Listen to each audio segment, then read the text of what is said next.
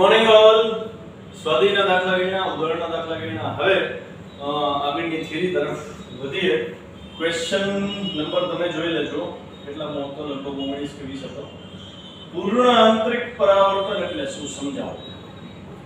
પૂર્ણ આંતરિક પરાવર્તન આકૃતિ દોરી સમજાવો. 3 માર્કનો ક્વેશ્ચન છે છોકરાઓ. PDF માં બહુ પ્રોપર લેન્થ માં એને એક્સપ્લેન કરેલું છે. ઓકે, તો અહીંયા હું એક એક સ્ટેપ એક્સપ્લેન કરતો જાઉં છું. એને જરાય ટૂંકો બનાવવાનો પ્રયત્ન તમારે કરવાનો નથી. જેમ PDF માં છે એમ જ કરવાનો છે. જો હું આ એક માધ્યમને અલગ કરતી સપાટી દોરું છું. નામ આપી દઉં, ધારો કે AB, અથવા તમારે બીજું કોઈ નામ આપવું હોય તો પણ આપી શકો છો. બરાબર છે, PQ નામે આપી શકાય. હવે અહીંયા છે હવા અથવા તો પાતળું માધ્યમ એમ સમજો. આને આપણે કહી દઈએ છીએ N2. અહીંયા છે પાણી અને એને કહી દઈએ છીએ આપણે વક્રી ગુણાંક N1. અહીંયા એક ઉદ્ગમ રહેલું છે, પ્રકાશીય ઉદ્ગમ છે. આને હું બિંદુવત ઉદ્ગમ કહીશ. O, પ્રકાશનું ઉદ્ગમ. રાઈટ. ચલો પૂર્ણ આંતરિક પરાવર્તનની ઘટના સમજીએ આપણે. હવે પૂર્ણ આંતરિક પરાવર્તનની ઘટના પહેલા તો એક વસ્તુ યાદ રાખજો કે હંમેશા વસ્તુ ઘટ માધ્યમમાં રહેલી હોય, પ્રકાશ ઉદ્ગમ હંમેશા ઘટ માધ્યમમાં હોય તો જ બનશે. શું કામ એ આ પ્રશ્ન પૂરો થશે ત્યાં સુધીમાં હું સમજાવી દઈશ. પણ આ યાદ રાખવું કે પૂર્ણ આંતરિક પરાવર્તનની ઘટના તો જ બને જો પ્રકાશીય ઉદ્ગમ ઘટ માધ્યમમાં રહેલું હોય. તો અહીંયા પાણી છે, એનો વક્રી ગુણાંક N1 છે. પછી ઘટ માધ્યમમાં રહેલી વસ્તુ O છે. તો વર્ણન તમારે લખતું જવું પડશે. વર્ણનના મુદ્દા આપણે બોર્ડ ઉપર નથી લેતા. વર્ણનમાં તમે પહેલા તો આકૃતિનું વર્ણન કરશો કે ભાઈ આકૃતિમાં દર્શાવ્યા પ્રમાણે બે માધ્યમ છે. એકનો વક્રી ગુણાંક N1 છે, બીજાનો વક્રી ગુણાંક N2 છે. N1 is greater than N2 છે. મતલબ N1 ઘટ માધ્યમ છે, N2 પાતળું માધ્યમ છે. પ્રકાશીય ઉદ્ગમ ઘટ માધ્યમમાં રહેલો છે. તો છોકરાઓ જે વક્રીભવનના નિયમો શીખ્યા એ આપણે હવે અહીંથી એપ્લાય કરવાના શરૂ કરીએ. તમને ખબર છે કે પ્રકાશનું કિરણ અગર લંબ રૂપે આગળ વધે, આ ઉદ્ગમ છે એટલે પ્રકાશનું કિરણ આ માર્ગે આગળ વધે, બરાબર, અને હું આ બિંદુને આપાત બિંદુ કહી દઉં તો આ સપાટીને દોરેલો લંબ થયો. તો તમે જોઈ શકો છો આપાત કિરણ અને લંબ બે એકબીજા પર સપાટ છે. તો આવા કિસ્સામાં વક્રીભવન થતું નથી એટલે પ્રકાશનું કિરણ સીધું બહાર નીકળી જશે. ખ્યાલ આવ્યો? અચ્છા, થોડુંક એડવાન્સ શીખવાનું છે. હવે તમે 10માં તો ભણી જ ગયા છો, પણ છતાંય આપણે અહીંયા ફરીથી ચર્ચા કરીશું. હું આ બિંદુને O કહું છું. આ બિંદુને માની લો કે નામ નિર્દેશન આપણે અલગ કરીએ તો આ B છે, આ B1 છે, બરાબર. તો હવે પ્રકાશનું કિરણ હું B1 ઉપર આપાત કરીશ કેમ કે આ સોર્સ છે, બિંદુ ઉદ્ગમ છે, બધી દિશામાં પ્રકાશ ફેલાયેલો છે. અહીંયા હું અલગ નામ નિર્દેશન કરું, તમારે અલગ કરવા હોય તો તમે કરી શકો છો, પણ બેટર એ રહેશે કે PDF માં ડાયાગ્રામ જોજો, જે પ્રમાણે એના નામ નિર્દેશન છે એ પ્રમાણે તમે આગળ વધજો. તો હું આ બે કિરણને જોડી દઉં છું. તો આ બે બિંદુને જોડી દીધા. તો આ થયું છોકરાઓ આપાત કિરણ. અહીંયા મારે સપાટીને લંબ દોરવો પડશે. તો આ સપાટીને દોરેલો લંબ છે. અચ્છા, તો આ થયો આપાત કોણ I. ક્લિયર? અચ્છા, હવે બહુ મહત્વની વસ્તુ. પ્રકાશનું કિરણ ઘટ માધ્યમમાંથી પાતળા માધ્યમમાં જાય છે તો લંબથી દૂર જાય. જ્યાં વક્રી ગુણાંક નાનો ત્યાં ખૂણો મોટો, N2 નાનો હતો એટલે ખૂણો મોટો, એટલે આનું વક્રીભવન થયું આ માર્ગે. બરાબર છે. અને હવે બીજી મહત્વની વસ્તુ કે વક્રીભવન થયું ને એ આંશિક વક્રીભવન થશે. આંશિક વક્રીભવન એટલે તો કે અહીંયા 100% કિરણ હતું, અહીંયા 100% નહીં. અહીંયા થોડુંક હશે, થોડુંક છે અહીંયા પરાવર્તન પામે છે. આવી રીતે આ થયું પરાવર્તિત કિરણ અને આનું પરાવર્તન કેવી રીતે થાય તો કે પરાવર્તનના નિયમનું પાલન કરે ને એવી રીતે મતલબ આપાત કોણ અને પરાવર્તન કોણ આ ખૂણો જે છે એ બે સરખા થશે આય ક્લિયર આ થયું પરાવર્તિત કિરણ આ થયું આંશિક વક્રીભૂત કિરણ અને નામ નિર્દેશન આપવું તો આપી શકીએ આંશિક વક્રીભૂત કિરણ પછી આને આપણે નામ આપશું આંશિક અહીં તો ડાયાગ્રામ આવશે સૂત્ર લખો અહીંયા નામ આપું છું આંશિક પરાવર્તિત કિરણ ઓકે તો ક્લિયર અચ્છા આ તો મેં B1 બિંદુએ જોયું હવે હું થોડું બિંદુ દૂરનું લઉં છું ફરીથી તો હું અહીંયા B2 બિંદુની ચર્ચા કરું છું આ B2 બિંદુ તો મારે ફરીથી અહીંયા સપાટીને દોરેલો લંબ લેવો પડશે તો આ સપાટીને દોરેલો લંબ છે હવે તો કે પ્રકાશનું કિરણ અહીંથી B2 સુધી જવાનું છે આવી રીતે બરાબર તો પ્રકાશનું કિરણ B2 માંથી ફરીથી અહીં જો અહીંયા પાછું માધ્યમથી બહાર જાય છે તો અહીંયા આ આપાત કોણ I હતો એના કરતા આ આપાત કોણ જો મોટો થઈ છે મતલબ જેમ જેમ દૂર જતા જાવ અહીંયા આપાત કોણ 0 હતો અહીંયા I હતો આ ગ્રેટર ધેન I થયું એવી જ રીતે અહીં વક્રીભૂત કોણ 0 હતો અહીંયા વક્રીભૂત કોણ કંઈક મળે છે આ હવે અહીંયા આપાત કોણ વધ્યો તો અહીંયા સોરી આના કરતા આ આપાત કોણ વધારે છે તો આના કરતા આનો વક્રીભૂત કોણ વધારે થાય એટલે આ કિરણ આ માર્ગે આગળ વધશે આને પેરેલલ નો ઉજળી થોડું વધારે ઢળતું દોરવાનું આવી રીતે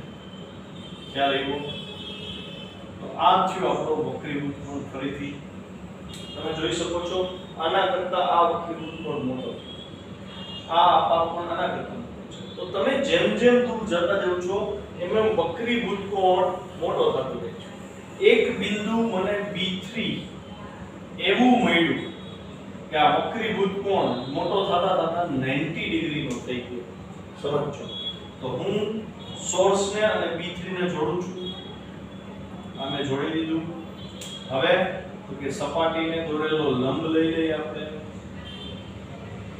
અને અહીંયા શું થાય છે તો કે જેમ આપણે અહીંયા કીધું હતું ને આંશિક પરાવર્તન અહીં થશે આંશિક પરાવર્તન તો હતું જ અહીં આ ખૂણો ના ખૂણો બે સરખા થાય આંશિક પરાવર્તન અહીંયા શું થશે તો અહીંયા આંશિક પરાવર્તન તો થશે જ પણ અહીંયા જે વક્રીભૂત કિરણ હતું ઈ ખૂણો આગળ જતા જતા વધતો જતો તો B3 એવું બિંદુ મળ્યું કે વક્રીભૂત કોણ 90 ડિગ્રી થઈ ગયો મતલબ વક્રીભૂત કિરણ આ માર્ગ ઉપર આગળ વધતો આ થયો વક્રીભૂત કોણ 90 ડિગ્રી વક્રીભૂત કોણ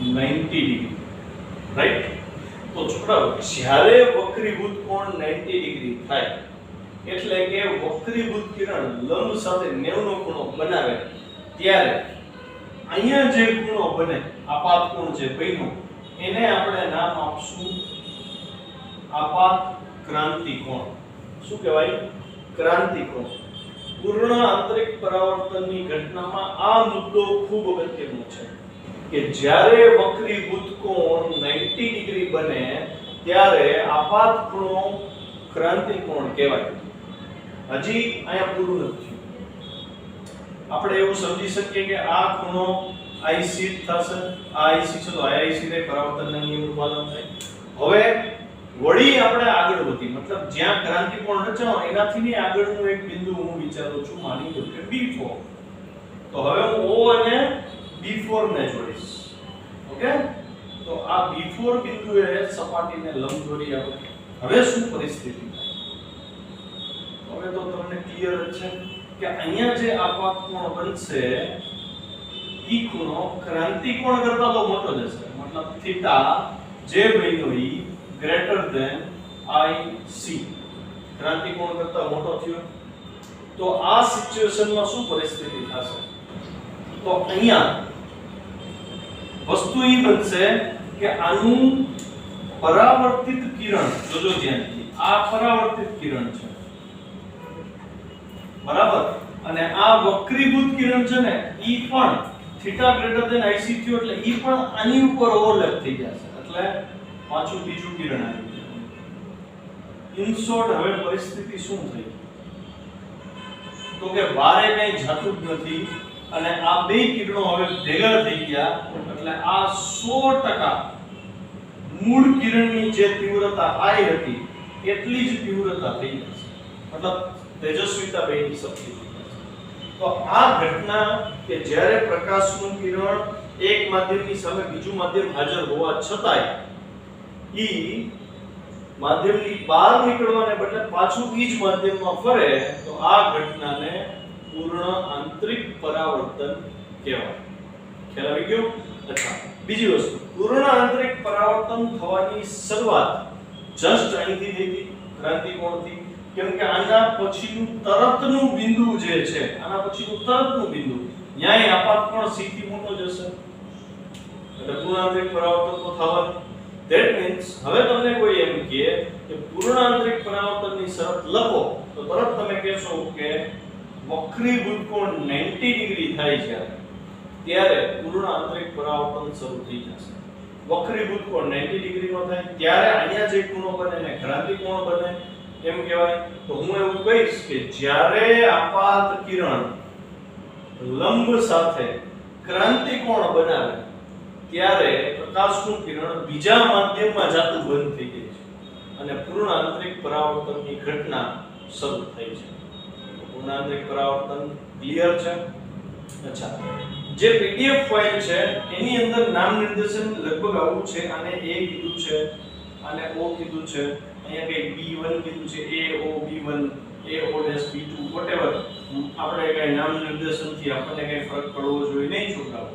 આપણને તો કોન્સેપ્ટ ક્લિયર હોવો જોઈએ. નામ નિર્દેશન એમાં જેમ છે એમ તમે પાકા કરવું જો.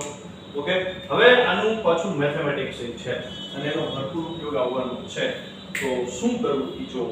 અહીંયા સૌથી પહેલા હું લખીશ વસ્તુ ક્યાં છે પાણીમાં એટલે હું અહીં લખું છું જોજો sin θ1 આપાત કોણનો sin છેદમાં વક્રીભૂત કોણનો sin આપાત કોણનો sin છેદમાં વક્રીભૂત કોણનો sin. તો આને લખાઈશું n21 લખાય આવું ભણ્યા હતા n21 બરાબર sin θ1 ના છેદમાં sin θ2 રાઈટ. અચ્છા, પછી આપણે આવું ભણ્યા હતા n2 ના છેદમાં n1 sin θ1 ના છેદમાં sin θ2. આ તો સ્નેલના નિયમનું વ્યાપક સ્વરૂપ થઈ ગયું બરાબર. એટલે હું અહીં લખું ને કે માટે n2 sin θ2 equal n1 sin θ1. હા કે ના? એમાંય θ2 એટલે કે વક્રીભવન કોણ થયો છોકરા. તો હું અહીંયા લખીશ r અને આ આપાત કોણ હતો એટલે એને લખીશ I. તો હવે જોજો કયું બિંદુ લઉં છું B3 બિંદુ. તો B3 બિંદુ પાસે સ્નેલનો નિયમ લેતા શું થાય જોજો. આપણું માધ્યમ શું છે n1. તો n1 sin IC ઘણીવાર IC લખાય છે ઘણીવાર ખાલી C લખાય છે. આપણે C લખશું. C એટલે ક્રિટિકલ એંગલ ક્રાંતિ કોણ. તો n1 sin C equal to n2 વક્રીભૂત કોણ કેટલાનો હતો 90 ડિગ્રી હતો ત્યારે જોવો જોઈએ એટલે અહીંયા લખી sin 90 ડિગ્રી રાઈટ. અચ્છા, હવે જોજો તો sin C બરાબર n2 ના છેદમાં n1 sin 90 ની વેલ્યુ 1. તો ક્રાંતિ કોણનું સૂત્ર થયું છોકરાઓ. જ્યારે તમારી પાસે બે માધ્યમ હોય n1 અને n2 ત્યારે ક્રાંતિ કોણ ગોતવાનું પૂછે તો sin C બરાબર n2 ના છેદમાં n1. આમાં ઘણીવાર વિદ્યાર્થીઓ ભૂલ કરીને આવે છે. શું કરે ખબર છે? આવું લખી આવે. આ જ પરિસ્થિતિમાં sin C બરાબર n1 ના છેદમાં n2 લખી આવે. તો આ ટેકનિકલી પોસિબલ જ નથી. શું કામ એ સમજીએ. n1 એટલે પાણી હતું, પાણીનો વક્રી વળાંક 1.33 લઈ, n2 એટલે હવા છે તો 1 થઈ. તો જો sin ની વેલ્યુ કેટલી આવી? 1.33. હવે sin નો વિસ્તાર જ -1 થી 1 ની વચ્ચે છે, તો એનો મતલબ sin c બરાબર n1 ના છેદમાં n2 પોસિબલ થાય નહીં. અહીંયા n1 ના છેદમાં n2 નો મતલબ શું થાય ખબર છે? વસ્તુ અહીંયા રહેલી હશે હવામાં, અને તમે એવું કહેવા માંગો છો જો આ પોસિબલ થાય તો તમે એવું કહેવા માંગો છો કે વસ્તુ હવામાં હોય ત્યાં જેનું પૂર્ણાંતરિક પરાવર્તન થઈ જશે. સમજાણું? મતલબ ટેકનિકલી અને મેથેમેટિકલી વસ્તુ પાતળા માધ્યમમાં હોય અને સામે પારગમન માટે ઘટ માધ્યમ હોય તો ક્યારેય પૂર્ણાંતરિક પરાવર્તનની ઘટના બનશે નહીં. બરાબર છે? કેમ કે ક્રાંતિકોણનું સૂત્ર જ આપણે આવું સાબિત કર્યું, sin c બરાબર n પાતળું છેદમાં n ઘટ. જો આ ક્રાંતિકોણનું સૂત્ર છોકરો તમારા પાકું કરવાનું છે, sin c બરાબર n પાતળું છેદમાં n ઘટ. That's it. ખ્યાલ આવી ગયો? હવે જો પીડીએફ ફાઇલ પ્રમાણે હું આગળ વધું તો શું થાય? તો n પાતળું એટલો અહીંયા શું હતું તો કે હવા હતી sin c, અને હવા માટે વક્રી વળાંક n થાય, અને n ઘટ એટલે કોઈ પણ માધ્યમ હોઈ શકે. તો પીડીએફ ફાઇલમાં અને ટેક્સ્ટબુકમાં આને સૂત્ર બનાવ્યું છે, sin c બરાબર 1/n. પણ આ સૂત્ર તમે તો જ એપ્લાય કરી શકો જ્યારે એક માધ્યમ હવા હોય અને બીજું માધ્યમ એનાથી ઘટ હોય. ક્લિયર છે? તો આ માત્ર હવા માટે અને કોઈ પણ બે માધ્યમ આપ્યા હોય એના માટે. તો અહીંયા મારો સવાલ એ છે તમને લોકો કે હું બે માધ્યમ લઉં છું, કાચ અને પાણી. બરાબર? તો તમારે મને એ કહેવાનું છે કે વસ્તુને પાણીમાં રાખી તો પૂર્ણાંતરિક પરાવર્તન થશે કે વસ્તુને કાચમાં રાખી તો પૂર્ણાંતરિક પરાવર્તન થશે. બરાબર? વિચારજો, આનો ઉપયોગ કરજો. છતાંય પ્રોબ્લેમ લાગે તો મને કહેજો. અહીંયા પૂર્ણાંતરિક પરાવર્તન વાળો મુદ્દો પૂરો થઈ જાય. થિયરી જ્યારે વાંચો છો અને એમાં કોઈ મુદ્દામાં પ્રશ્ન થાય તો તમે મને WhatsApp માં વોઇસ મેસેજ કરી શકો છો. ક્રાંતિકોણની થોડી પ્રેક્ટિસ કરી લઈએ આપણે. બરાબર? જો સૌપ્રથમ પાણીનો વક્રી વળાંક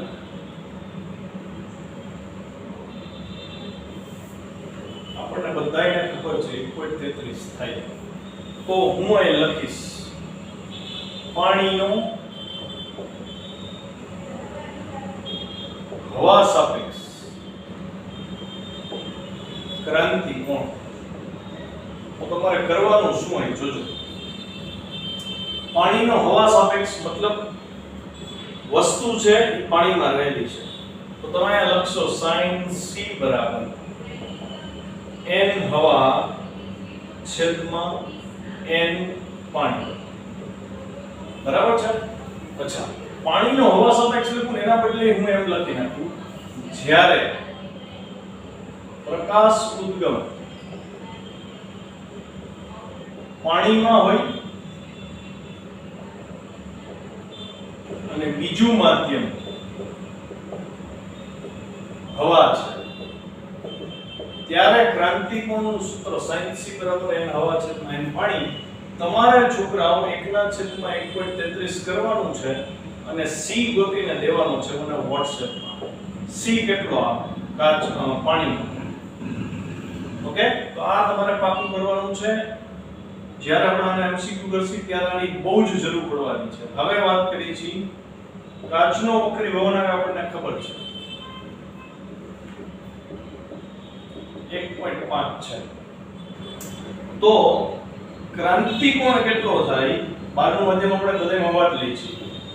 બરાબર? તો વેક્યુમ એ લઈ શકો છો.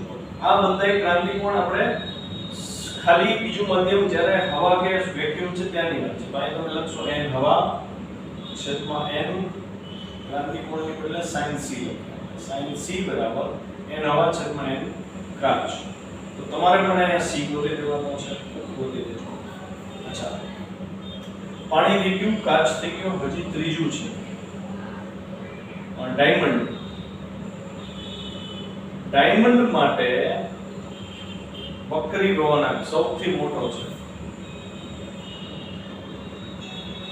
n બરાબર 2.42, તો એના માટે ક્રાંતિકોણ તમારે ગોતી દેવાનું છે આ જ મેથડથી. sin c બરાબર n હોવા છેદમાં n ડાયમંડ n આપી દીધો છે 2.42, કેટલો થાય મને WhatsApp જોઈ.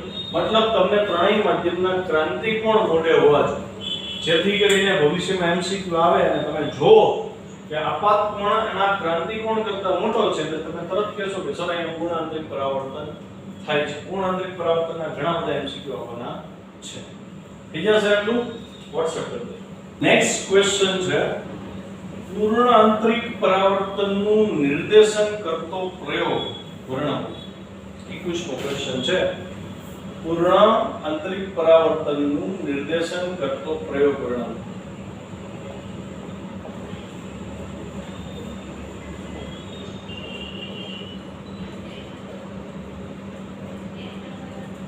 તો જોજો એક્સપેરિમેન્ટ આમ જો તો બહુ સાદો સિમ્પલ એક્સપેરિમેન્ટ છે. તમને એમ કીધું છે કે એક કાચનું બીકર લ્યો, આ કાચનું બીકર આપણે ડ્રો કરી એમાં પાણી ભરવાનું છે અને એને કલુષિત કરવાનું કીધું છે. કલુષિત એટલે અંદર કંઈક માટી કે એવું નાખી દેવાનું જેથી પાણી ડોળું થઈ જાય. પાણી અહીં સુધી ભરી દીધું. આ કલુષિત પાણી છે. કલુષિત કરવાનું કારણ શું?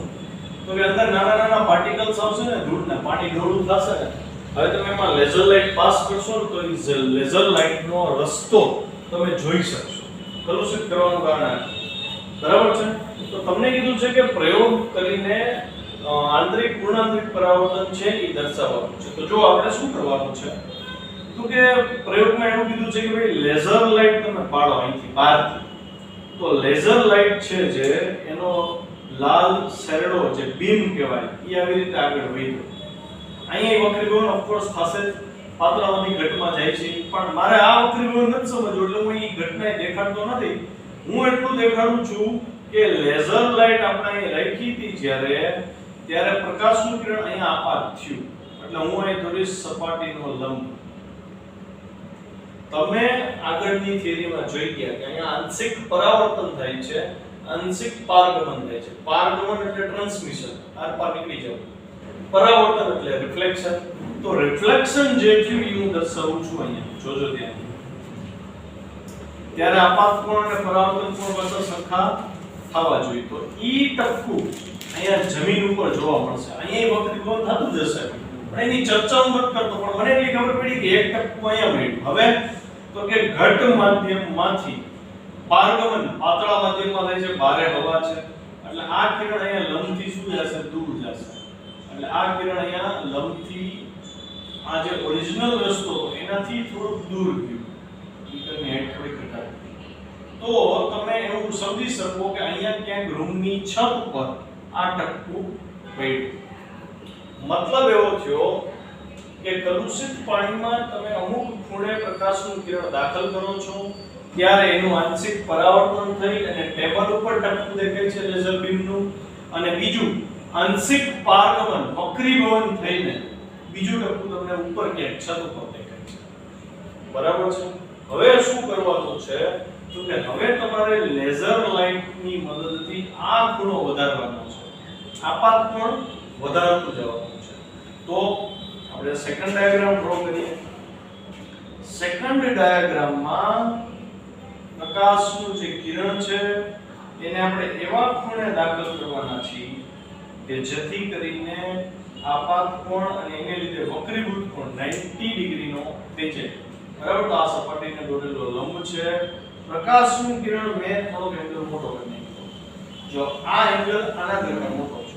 આ ક્રાંતિકોણ એ હોઈ શકે, ક્રાંતિકોણથી મોટો એ હોઈ શકે. તો એવા કિસ્સામાં એવું જોવા મળ્યું કે બહારનું ટ્રાન્સમિશન જે થતું, પારગમન થતું, વક્રીભવન જે થતું એ વક્રીભવન થવાનું બંધ થઈ ગયું. અહીંયા આ પરાવર્તિત કિરણ થયું અને આનું જે વક્રીભૂત કિરણ બહાર જતું એ આની ઉપર આપાત થઈ ગઈ અને અહીંયા એક જ ટપકું ટેબલ ઉપર આપણને જોવા મળ્યું. તો હવે તમને છત ઉપરનું જે એક્સ્ટ્રા ટપકું હતું એ જોવા નથી મળતું અને આવા કિસ્સામાં તમે કહી શકો કે આ પૂર્ણ આંતરિક પરાવર્તનની ઘટના થઈ. બસ તો આ જ વસ્તુ તમારે સમજાવવાની છે. ઓનવર્ડ્સમાં લખો તો ચાલશે. બરાબર. પછી એમાં બીજું કીધું છે કે માની લો કે આ જ પાણીને તમે એક કસનળીમાં લ્યો છો. કસનળી એટલે એકદમ પતલો રસ્તો થઈ જશે પ્રકાશ માટે. તો આ સીધી કસનળી આપણે દોરી. બરાબર છે. અને આ છેડો એનો બંધ હોય. હવે અહીંયા સુધી પાણી વર્તી દીધું છે. તો સેમ ઘટના આમાં જોવા મળશે. પ્રકાશનું જે કિરણ છે કે અહીંયા તમારે કેવા એંગલે સેટ કરવાનું કે અહીંથી બહાર નીકળી ન શકે. પૂરેપૂરું આંતરિક પરાવર્તન અહીંયા થઈ જાય છે. અહીંયા પાણી છે, વચ્ચે કાચ આવે, પણ વચ્ચે કાચ છે ની ચર્ચા કે નહીં એમસીક્યુ કરશે ત્યારે અહીંયા હવા છે. અહીંયા પાણી ને હવા છે. આપણે એવું જોઈએ અહીંથી બહાર નીકળવાનું એટલે પ્રકાશનું કિરણ આમ આવશે, અહીંથી ની બહાર નહીં નીકળે, આમ આવશે, અહીંથી ની બહાર નહીં નીકળે. તો ઇન શોર્ટ અહીંયા ઘણી બધી વાર પૂર્ણાંતરિક પરાવર્તન થયું. એક વાર, બે વાર, ત્રણ વાર. આટલું બધું પૂર્ણાંતરિક પરાવર્તન થાય છે. બરાબર. આ જ સિદ્ધાંતની મદદથી ઓપ્ટિકલ ફાઇબર બનાવવામાં આવ્યો છે. તરત સવાલ થાય કે ઓપ્ટિકલ ફાઇબર વળી શું છે? તો તમે સાતમા આઠમા ઉપર રેસકોર્સ જોયું હોય કે ફાઉન્ટેન આવે, મેજિકલ ફાઉન્ટેન આવે, વ્હાઇટ કલરના સફેદ નાયલોનના તાર હોય આવા, અને નીચે રંગબેરંગી લાઇટ ફિટ કરી હોય. તો અહીંયા એલઈડી ચાલુ અહીંયા થાય, ગ્રીન કલરની એલઈડી ચાલુ અહીંયા થાય, પ્રકાશ અહીંથી બહાર ન નીકળે ક્યાંય. તમને આ ભાગ જ પ્રકાશિત દેખાય અને આખો રસ્તો લીલો દેખાય. લીલી એલઈડી હોય તો પ્રકાશનું કિરણ અંદર જ પૂર્ણાંતરિક પરાવર્તન પામતું બીજા છેડે પહોંચે છે. તો આ જે રચના છે આ ઓપ્ટિકલ ફાઇબર છે. આ જ સિદ્ધાંત પર કામ કરે. આની અંદર જ્યારે પ્રકાશનું કિરણ દાખલ થતું હશે ત્યારે આપાત કોણ ક્રાંતિકોણ કરતા મોટો હશે એટલે ટોટલ ઇન્ટરનલ રિફ્લેક્શન. પૂર્ણાંતરિક પરાવર્તનને શું કહેવાય? ટોટલ. પૂર્ણ એટલે ટોટલ, ઇન્ટરનલ એટલે આંતરિક રિફ્લેક્શન. આ ઘટના એમાં બને છે. આજે જે આપણે આટલું હાઈ સ્પીડ નેટ યુઝ કરી છે, ઓનલાઈન લેક્ચર ગમે ત્યારે સેટ થઈ જાય છે. બરાબર. ઇન્ટરનેટનો યુઝ છે આટલો મોટા ધોરણે થાય છે ને, એમાં મહત્વનો ફાળો ઓપ્ટિકલ ફાઇબરનો છે. બરાબર. માહિતી એક જગ્યાએથી બીજી જગ્યાએ આટલી સ્પીડમાં જે પહોંચે છે it is due to optical fibre. Optical ફાઇબરની અંદર જે કોઈ ડેટા છે, ઇલેક્ટ્રિક ડેટા છે, વિડિયોનો ડેટા છે, કોઈ પણ ડેટા છે, એને ચોક્કસ સર્કિટની મદદથી પ્રકાશમાં રૂપાંતરિત કરે છે અને ઈ પ્રકાશને આની અંદરથી પસાર કરે. એટલે ઈ જે પ્રકાશ છે માહિતી લઈને જાય છે બીજા છેડે, પાછો એને ડીકોડ કરે. ડીકોડ કરે એટલે એ પ્રકાશમાંથી પાછા electric signal, video signal, audio signal ઈ બધું બનાવે અને ઈ વસ્તુ ટેલિવિઝનમાં જાય અથવા રેડિયોમાં જાય અથવા મોબાઈલમાં જાય અથવા લેપટોપમાં જાય અને આપણને બધી માહિતી પહોંચે છે. તો આટલું જે આ 5G સિસ્ટમ આવી છે, 4G સિસ્ટમ આવી છે, it is not due to only optical fibre. અને એમ સમજો કે રિલાયન્સ કંપની છે ને એ આખા વર્લ્ડમાં સૌથી મોટું ઓપ્ટિકલ ફાઇબરનું નેટવર્ક ધરાવે છે. બરાબર. એટલા લાંબા ઓપ્ટિકલ ફાઇબર એટલે જ એને જીઓની સિસ્ટમ બહાર પાડી, જીઓની સ્કીમ આપી, મફતના ભાવે બધાને દીધું, કારણ કે સૌથી મોટું નેટવર્ક એ લઈને બેઠા છે ઓપ્ટિકલ ફાઇબર. તો બહાર નીકળી ગયા થોડા, પણ કોન્સેપ્ટ ક્લિયર થયો. પૂર્ણાંતરિક પરાવર્તનનું નિર્દેશન કરતો પ્રયોગ સમજાણો. આપણને એમ કે આવું ભણીને ક્યાં જવું, પછી તો આગળ વધીએ તો ક્યાં જવું એ ખબર પડે. એની સ્ટોપ કરી દઈએ તો ક્યાંય પહોંચવાના નથી. બરાબર. Next topic, question 22. ઉનાળામાં રણ પ્રદેશમાં મરીચિકાની ઘટના શા માટે જોવા મળે છે? દસવામાં મરીચિકા આવી ગયું ને?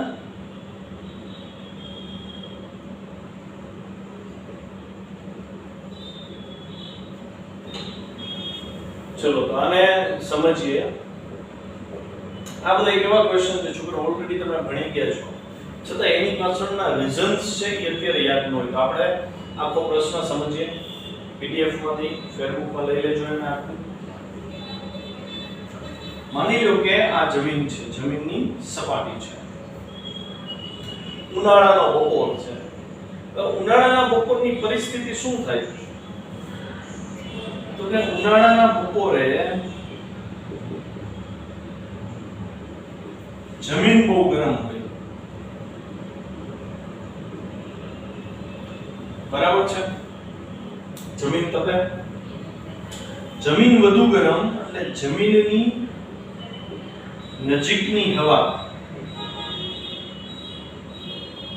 વધુ ગરમ હોય. અચ્છા, જેમ જમીનથી ઉપર જતા જાય, દૂર જતા જાય, એમ એમ હવા ઠંડી પડતી જાય. જમીનથી જેમ ઉપર તરફ જઈએ તેમ હવા ક્રમશઃ ઠંડી હોય. અચ્છા, મહત્વની વસ્તુ, ગરમ હવાને પાતળું માધ્યમ કહેશું.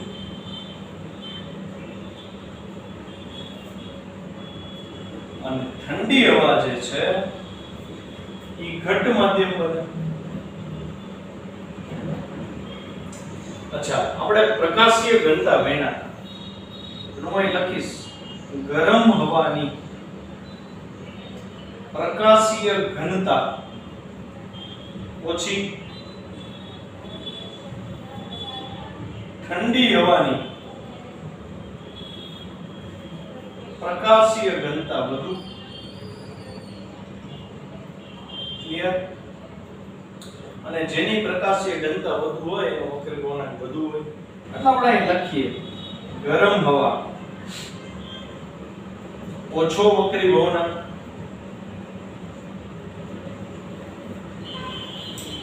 અને ઠંડી હવા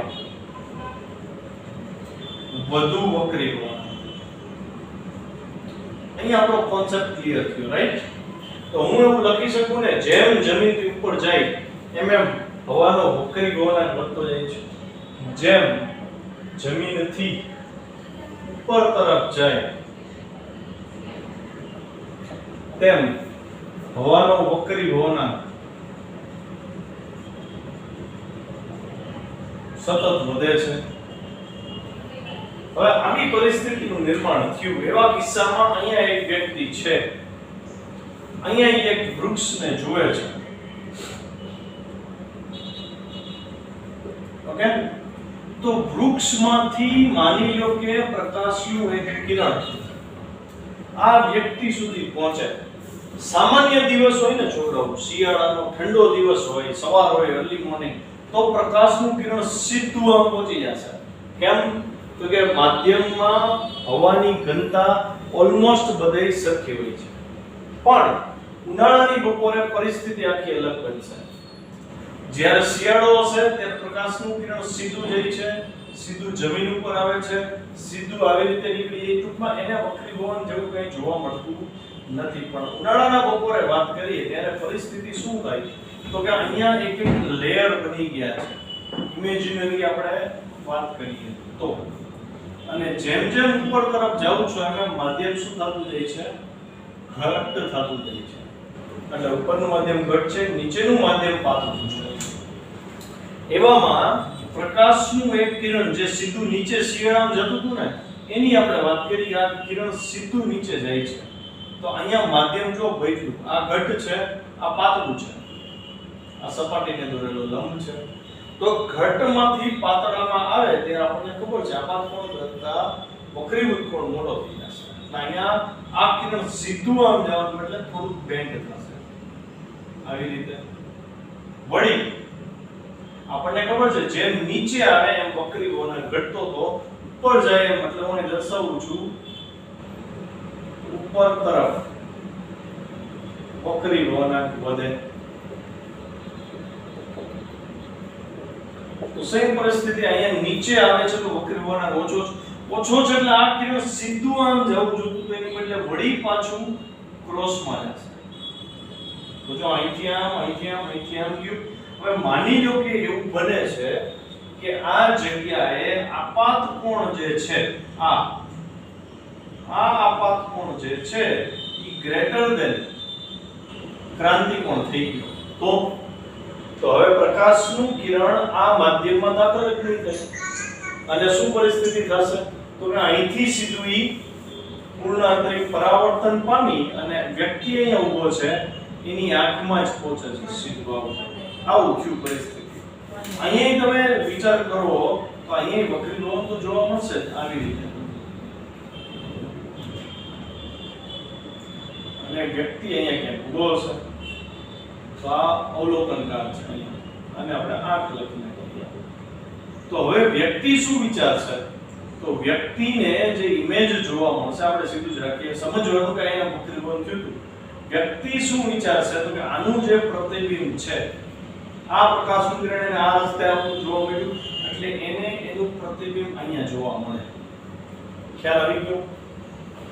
મતલબ કે ઈ આખું ઝાડ જે છે એને અહીંયા ઊંધું જોવા મળશે એટલે કે એને એવો વાસ થશે જાણે રસ્તા ઉપર ક્યાંક પાણી ઢોળાયેલું છે અને ઈ પાણીમાં ઝાડનો ઈ પ્રતિબિંબ જોવે છે.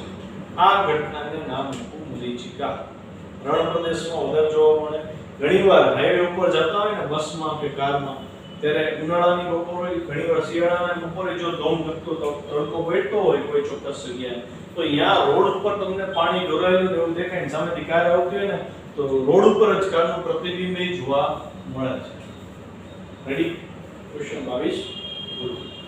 જો આ બધા ક્વેશ્ચન પૂર્ણાંતરિક પરાવર્તનના છે એટલે પૂર્ણાંતરિક પરાવર્તન વાળા બધા મુદ્દા હું આજે સાથે જ લઈ લઉં છું. આના પછીનો જે ક્વેશ્ચન છે ડાયમંડનો ક્વેશ્ચન છે કે ડાયમંડ શા માટે ઝળહળતો દેખાય છે? Question number 23. હીરો ચળકાટ વાળો શું કામ દેખાય? ઝળહળે કેમ? એનું રીઝન શું? એની આપણે ચર્ચા કરીએ. Question number 23. ડાયમંડ ઝળહળતો શા માટે દેખાય? તો આના મુદ્દા આપણે લખતા નથી બોર્ડ પર પણ હું કહેતો જાઉં છું. હવે કુદરતી રીતે જે ડાયમંડ મળે છે ને છોકરા એમાં ચળકાટ આટલો ઝળહળતો ઈ જોવા નથી મળતો. ઈ નોર્મલ હોય છે. કુદરતી હીરો તમે વળતી ન શકો કે આ ડાયમંડ હશે એવો રફ હોય છે. મતલબ રફ ડાયમંડ જ કહેવાય એને. એમાં પૂર્ણાંતરિક પરાવર્તનની ઘટના બનતી નથી. પછી એને ઝળહળતો માણસ બનાવે છે. કેવી રીતે? તો કે હીરા ઉપર ચોક્કસ આકારની પહેલ પાડે, ડિઝાઇન બનાવે. તમને હીરાનો આઈડિયા તો હશે જ. ડાયમંડનો શેપ મોટે ભાગે આ રીતે આપણે ઇમેજિન કરીએ તો અહીંયા આવી ટ્રાયેંગલ શેપની ખાંચ પાડેલી હોય ચોક્કસ એંગલ ઉપર અને થોડું 3D ઇમેજિન કરીએ આપણે તો વધારે મજા આવશે. બરાબર? તો આ ટાઈપની એમાં ખાંચ પાડેલી હોય છે અને આવા પાસા પાડેલા હોય છે. આવી રીતે હોય છે. ડાયમંડ આવી રીતે હોય. પછી ઘણી બધી જાતના ડાયમંડ આવે છે, ઘણી બધી જાતના પાસા એની ઉપર પાડેલા હોય છે. તો આ પાસા કરી અને આ સપાટીને લીસી કરી નાખે છે. હવે થાય શું એ સમજજો. મેં તમને કહ્યું તો મેં હમણાં અમુક એવું હતું કે 3-4 અલગ અલગ માધ્યમ આપ્યા હતા બધાના ક્રાંતિકોણ ગોતો. તો એમાં છોકરાઓ હીરાનો ક્રાંતિકોણ જે છે ને ઈ 24.4 ડિગ્રી સમથિંગ આવે છે. આપણે 24 યાદ રાખશું. બરાબર? હીરાનો ક્રાંતિકોણ 24.4 છે. કાચ માટે ઓલમોસ્ટ કંઈક 42 ડિગ્રી સમથિંગ આવે, 41 પોઈન્ટ સમથિંગ આવે છે. તો કાચનો વક્રી ગુણાંક વક્રી ગુણાંક નહીં, ક્રાંતિકોણ. કાચનો ક્રાંતિકોણ 42 છે. હીરાનો ક્રાંતિકોણ 24.4 ડિગ્રી છે. હીરો એક એવું માધ્યમ છે જેનો ક્રાંતિકોણ સૌથી નાનો છે. મતલબ પૂર્ણ આંતરિક પરાવર્તનની ઘટના સૌથી સારી રીતે હીરામાં જોવા મળે છે. કેમ? તો કે આટલા ઓછા ખૂણે પૂર્ણ આંતરિક પરાવર્તન દેખાડી દેશે hero. E point of view થી જ હીરો આટલો કિંમતી થઈ ગયો. બરાબર? ડાયમંડ તો કાચ નહીં બને છે પણ છતાંય લોકો સાચો હીરો જ લેવાનું પસંદ કરે અને કહે ને કે હીરાની સાચા હીરાનો ચળકાટ જ અલગ હોય એવું આપણે સાંભળ્યું હશે કે સાચો હીરો અલગ જ ઝળહળતો હોય. શું કામ ઝળહળે ભાઈ? તો કે એનો ક્રાંતિકોણ નાનો છે ને. હવે ઇમેજિન કરો આ આપણો ડાયમંડ છે. બરાબર છે? તો આમાં જ્યારે પ્રકાશનું કિરણ દાખલ થાય ત્યારે આ આપાત કોણ માની લો કે 25 ડિગ્રી છે, સમજજો, અને આવો જ કાચનો ડાયમંડ છે અને એમાંય પ્રકાશનું કિરણ દાખલ થયું, એમાંય ખૂણો 25 ડિગ્રી છે. તો આપણે જોયું કે કાચનો ક્રાંતિકોણ 42 છે, તો 25 ડિગ્રી આપાત થયેલું પ્રકાશનું કિરણ અહીંથી બહાર નીકળી જશે, કેમ કે પૂર્ણાંતરિક પરાવર્તન માટે કાચનો હીરો જે હોય એમાં 42 ડિગ્રીનો ક્રાંતિકોણ છે, એટલે આપાત ખૂણો 42 થી મોટો હોવો જોઈએ, એટલે એમાંથી કિરણો બહાર નીકળવાના ચાન્સ રહે છે કાચના હીરામાં. પણ જ્યારે રિયલ ડાયમંડની વાત આવે તો એનો ક્રાંતિકોણ 24.4 છે અને 25 ડિગ્રી આપાત થયેલું પ્રકાશનું કિરણ સીધું પૂર્ણાંતરિક પરાવર્તન પામશે. વળી અહીંયા આ ખૂણો વળી 25 થી મોટો દેખાય છે, 24 હોય, બરાબર, 24.4 હોય, અહીંથી પાછું પૂર્ણાંતરિક પરાવર્તન થશે. તો એનો મતલબ એવો થયો કે કાચની સરખામણીમાં પોલિશ કરેલા ડાયમંડમાં પૂર્ણ આંતરિક પરાવર્તન થવાની સંભાવના બહુ જ બધી વધી જાય છે. કારણ એક જ, એનો ક્રાંતિકોણ મોટો છે. તો હીરા શું કામ વધારે ઝળહળતા દેખાય? એનું કારણ છે એનું ક્રાંતિકોણ. ક્રાંતિકોણની સાથે આપણને આ સૂત્ર ખબર છે, sin c = 1/n. તો sin 24.4 બરાબર 1/n કરો છો, તો sin ની વેલ્યુ એપ્લાય કરો તો n ની વેલ્યુ 2.42 મળે છે. એનો મતલબ પ્રકાશ પસાર થઈ શકે એવું સૌથી વધારે ઘટ્ટ માધ્યમ ડાયમંડ છે 2.42, કેમ કે સૌથી ઓછો ક્રાંતિકોણ એનો, તો એનો વક્ર વળાંક એ સૌથી વધારે થયો ને. તો આ પોઈન્ટ ઓફ વ્યૂ થી ડાયમંડ બહુ કિંમતી છે અને ડાયમંડમાં સૌથી વધારે જે જળહળાટ જોવા મળે છે રિયલ ડાયમંડમાં, એનું કારણ એનો વક્રી વળાંક અને એનો ક્રાંતિકોણ છે. અહીંયા ટોપિક